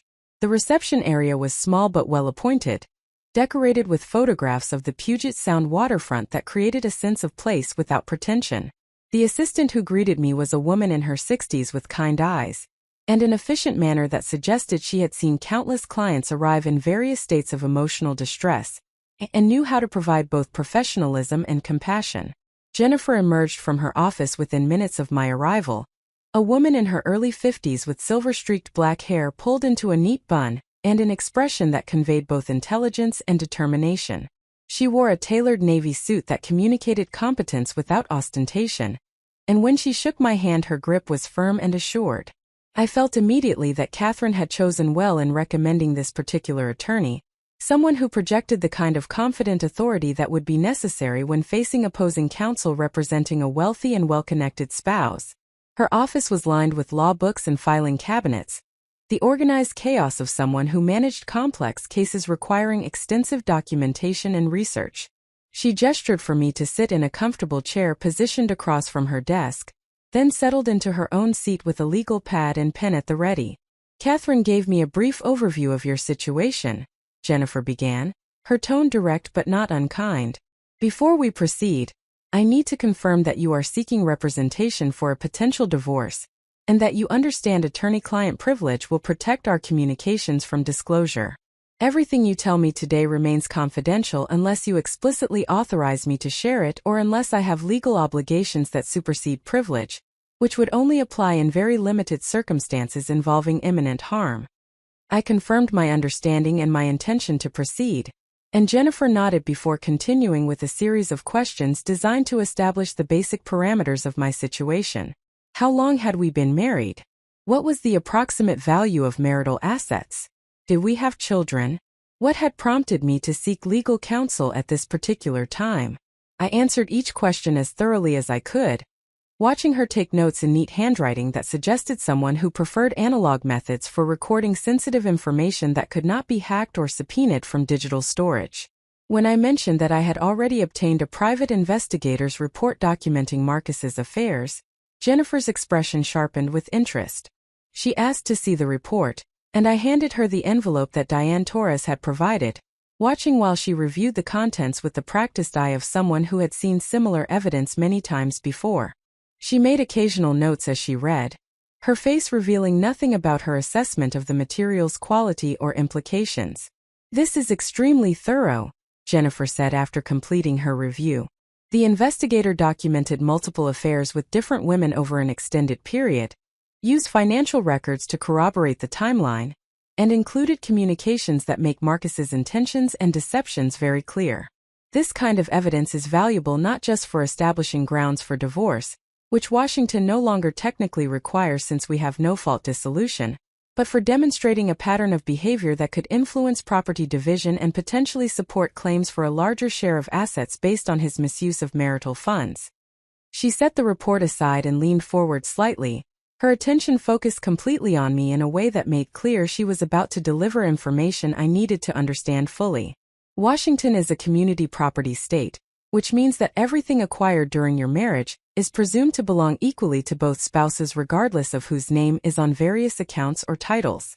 There are exceptions for inheritances and gifts, but generally speaking you have a legal right to half of everything Marcus earned or purchased during your 9 years of marriage. However, asserting that right requires documentation, and often involves litigation if the other spouse contests the division or tries to hide assets. Jennifer explained that high-net-worth divorces typically involved extensive discovery processes where both parties were required to disclose all assets and income sources. Marcus would be obligated to provide comprehensive financial information including tax returns, bank statements, corporate records, and documentation of his interests in various business entities. But people with resources and motivation often attempted to hide assets or undervalue holdings to minimize what they would be required to share with their spouse. The fact that Marcus maintained a secret apartment and conducted affairs using marital funds gives us additional leverage, Jennifer continued. We can argue that he was dissipating marital assets for purposes that provided no benefit to the community, which could justify awarding you a larger share of the remaining property. We can also use the evidence of deception to argue that his financial disclosures should be treated with skepticism and subject to rigorous verification. She asked detailed questions about our financial arrangements, taking notes while I described the structure of bank accounts, investment portfolios, real estate holdings, and Marcus's various business interests. The complexity was substantial, with assets held in multiple entities and jurisdictions that would require careful analysis to understand fully. Jennifer explained that she would need to bring in a forensic accountant who specialized in tracing assets in high-net-worth divorces, someone who could examine financial records and identify any attempts to hide or transfer property in anticipation of divorce. The timing of when you file is strategically important, Jennifer emphasized. Once Marcus is served with divorce papers, he will know that his financial affairs are going to be examined closely. If he has been hiding assets or planning to transfer property, he may accelerate those efforts once he knows divorce is imminent. Ideally, we want to have as much information as possible about his financial situation before he knows you are planning to leave, which allows us to establish a baseline that makes it harder for him to claim that various assets do not exist or have been depleted. I mentioned that Marcus was planning to travel to San Francisco the following week, potentially providing an opportunity to search his home office and personal spaces for financial documents or other information he might not willingly disclose. Jennifer considered this carefully before responding. Legally, you have a right to access any space in a home you jointly occupy, so searching his office would not constitute any kind of illegal entry or invasion of privacy. However, you need to be very careful about what you take and how you document it. Photographing documents is safer than removing originals, because if anything goes missing, he might change passwords or move other materials before we can establish their existence through formal discovery. Also, some communications might be protected by attorney-client privilege if he has been consulting with lawyers about business matters, and we need to be careful not to violate those protections in ways that could create problems later. She provided specific guidance about what kinds of documents would be most valuable, and how to create copies without leaving evidence that I have been searching through his materials. Bank statements, tax returns, corporate records, correspondence about business transactions, and anything relating to real estate or investment holdings would all be useful. Personal communications might reveal additional affairs or provide context about his activities, but they needed to be handled carefully to avoid claims that I had violated his privacy in ways that would undermine the legitimacy of other evidence. We discussed practical matters including retainer fees and expected costs for the divorce proceedings. Jennifer's rates were substantial but not unreasonable given her expertise and the complexity of the case. She explained that high-net-worth divorces typically cost more than average cases because they required extensive document review, expert witnesses, and often protracted negotiations or litigation when spouses could not reach settlement agreements. I authorized her to proceed with preliminary research while I continued gathering financial information and preparing for eventual filing. One more thing, Jennifer said as our consultation was concluding. You mentioned that Marcus does not know you are planning to leave, or that you have discovered his affairs. Maintaining that confidentiality is crucial for protecting your interests, but it also places you in a difficult position emotionally. You will need to continue living with him and maintaining the appearance of a normal marriage while secretly preparing for divorce. That kind of prolonged deception can be psychologically exhausting, and I want you to have support systems in place to help you manage the stress. She recommended a therapist who specialized in working with people navigating divorce from high-conflict or high-net-worth spouses, someone who understood both the emotional challenges and the strategic considerations involved in leaving complex marriages. I took the referral information and added it to the growing list of professionals I was assembling to support my exit, a team of experts who would help me navigate territory I had never imagined having to cross. The drive back to Medina felt longer than the outbound journey, my mind processing everything Jennifer had explained about the legal landscape ahead. The divorce would be complicated and potentially contentious, but I had rights and resources that could be protected if I proceeded carefully and strategically. The evidence I had already gathered provided a strong foundation, and the additional documentation I would collect during Marcus's San Francisco trip would strengthen my position further. I arrived home in the early afternoon to find Rosa finishing her work in the kitchen. She looked up when I entered and I saw concern flicker across her face before she masked it with her usual pleasant professionalism. Rosa had worked for us for 7 years, arriving 3 times weekly to manage household tasks that Marcus believed should not occupy my time and energy. She knew our routines intimately and had probably observed dynamics in our marriage that I had been too close to see clearly. "Miss Elena," she said quietly, glancing toward the doorway to ensure we were alone. "Are you well? You seem different these past days." The question was delivered with such genuine care that I felt unexpected tears threaten. Rosa represented one of the few relationships in my life that was not filtered through Marcus's needs or preferences, and her perceptiveness made me realize how visible my internal transformation must be becoming despite my efforts to maintain external continuity. "I am managing some difficult things," I said carefully, unsure how much to reveal but wanting to honor her concern with honesty. "But I am going to be okay. Better than okay eventually." Rosa nodded slowly, her expression conveying understanding of what I had not explicitly stated. "If you need anything," she said, "if there is any way I can help, you tell me. You have always been kind to me, treating me like a person and not just someone who cleans. That matters and I do not forget." The offer touched me more deeply than I could easily express, and I squeezed her hand in gratitude before she gathered her supplies and left for the day. After she departed, I stood in the kitchen feeling the weight of the decision ahead and the support that was beginning to gather around me. Catherine providing strategic advice and attorney referrals. Jennifer offering legal expertise and a roadmap for protecting my interests. Rosa expressing quiet solidarity and willingness to help. Even Amber Chun, in her decision to have Diane Torres contact me with evidence, had demonstrated a kind of unexpected alliance. I went upstairs to my office and began organizing the materials I had accumulated over the past several days. The investigative report from Diane Torres, notes from my meetings with Catherine and Jennifer, contact information for the forensic accountant and therapist I had been referred to, financial documents I had already collected from files Marcus kept in his study. The collection was starting to resemble the kind of comprehensive research project I had once conducted during my doctoral work, except the subject was my own marriage and the stakes were my future autonomy rather than academic advancement. Marcus called around 4 o'clock to say he would be working late and would grab dinner near the office rather than coming home. The announcement created immediate opportunity, and I told him I hoped his work went well before ending the call and considering how to use the unexpected time alone. His study was the most logical place to begin searching for additional financial documents, particularly materials he might keep in locked drawers or filing cabinets that he would not expect me to access. I had observed Marcus entering the combination to his desk safe countless times over the years, always turning away as if to give him privacy but actually watching the sequence reflected in the window glass behind him. The combination was his mother's birthday followed by the last 2 digits of the year they had purchased their first home. A pattern I had memorized without conscious intention during one of the many moments when I absorbed information about Marcus's life, while my own gradually diminished. The safe opened smoothly when I tried the combination, revealing a collection of documents organized in labeled folders.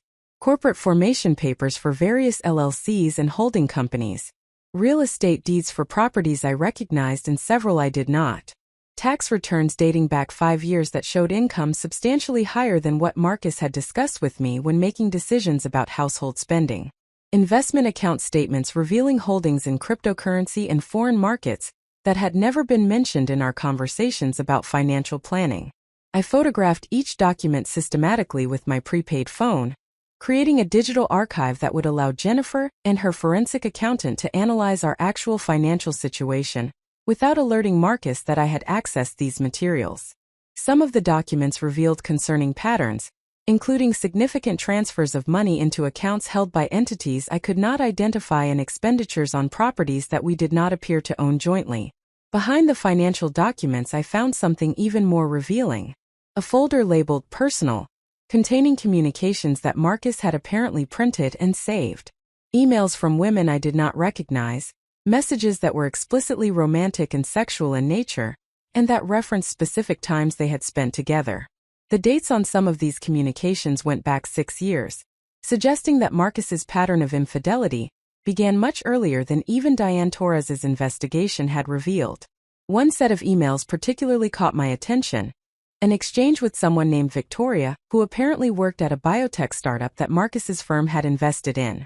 The messages revealed that their relationship had begun shortly after the investment closed, and had continued for nearly 2 years before ending acrimoniously. Victoria's final email accused Marcus of having pursued her specifically to gather confidential information about the company for competitive purposes, suggesting that his affairs served not just personal gratification, but also professional intelligence gathering. The revelation added another dimension to Marcus's deceptions. He was not just a husband who had affairs, but someone who apparently used intimate relationships as tools for business advantage, exploiting the women he became involved with for both personal and professional benefit. The pattern suggested a level of calculated manipulation that went beyond typical marital infidelity into something more predatory and systematic. I photographed all of the personal correspondence before carefully returning everything to the safe in the exact arrangement I had found it. Marcus was meticulous about the organization of his materials, and any disturbance might alert him that someone had been accessing his private documents. I closed the safe and spun the dial to reset the lock, then moved on to searching his filing cabinets for additional materials that might be relevant to understanding our financial situation. The filing cabinets yielded more conventional documents, but still provided valuable information. Corporate records for business entities I had not known existed. Correspondence with attorneys about transactions that had never been discussed with me despite involving marital assets. Real estate documents for the Belltown apartment showing that the lease had been signed 18 months ago, shortly after Marcus met Amber Chan, and began the relationship that would eventually lead to my discovery of his deceptions. I worked through the evening, photographing materials and making careful notes about where each document had been located so I could return everything to its proper position. By the time I heard Marcus's car pulling into the garage around 9 o'clock, I had collected dozens of photographs documenting assets and expenditures that he had deliberately concealed from me. The evidence would allow Jennifer and her forensic accountant to construct a comprehensive picture of our actual financial situation and identify attempts to hide or dissipate marital property. I was sitting in the living room reading when Marcus entered, my posture relaxed and my expression pleasant. He looked tired but not suspicious, clearly believing that I had spent the evening engaged in my usual activities of gala planning and household management. We talked briefly about his day before both heading upstairs to bed, maintaining the comfortable domestic routine that masked my systematic documentation of his deceptions. Over the next several days, I continued gathering evidence whenever Marcus was away from home, photographing documents and creating detailed inventories of valuable possessions that we owned jointly. I opened the climate-controlled wine cellar and documented each bottle with its estimated value, creating a record that would prevent Marcus from claiming that the expensive collection had been depleted or consumed before the divorce. I photographed artwork and furniture and the custom built-ins that contained Marcus's collection of first edition books, establishing a baseline of what existed in the house before he had opportunity to remove or hide valuable items. The process was tedious but necessary, each photograph representing protection against potential claims that assets had been spent or did not exist. Jennifer had emphasized that wealthy spouses often attempted to hide property during divorce proceedings, and the more documentation I created before Marcus knew I was planning to leave, the harder it would be for him to successfully conceal what we actually owned. I also began establishing financial independence through small actions that would not immediately trigger Marcus's attention. I opened a credit card in my maiden name using the new bank account I had established as the payment source. I transferred money from our joint savings into my separate account in amounts small enough to avoid automatic alerts, but large enough to accumulate into meaningful reserves. I researched apartment rentals in Seattle neighborhoods where I might want to live after leaving the Medina house, identifying options that would provide both security and proximity to the professional network I would need to rebuild. The therapist Jennifer had recommended proved invaluable during this period of sustained deception and planning. Dr. Sarah Chan practiced from a small office in Fremont, far enough from my usual haunts that I was unlikely to encounter anyone from Marcus's social or business circles. She specialized in complex trauma and high-conflict divorce, and our first session revealed that she understood both the psychological impact of discovering systematic betrayal and the strategic considerations involved in leaving a marriage to someone with substantial resources and controlling tendencies.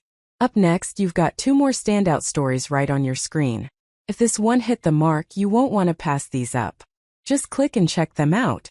And don't forget to subscribe and turn on the notification bell so you don't miss any upload from us.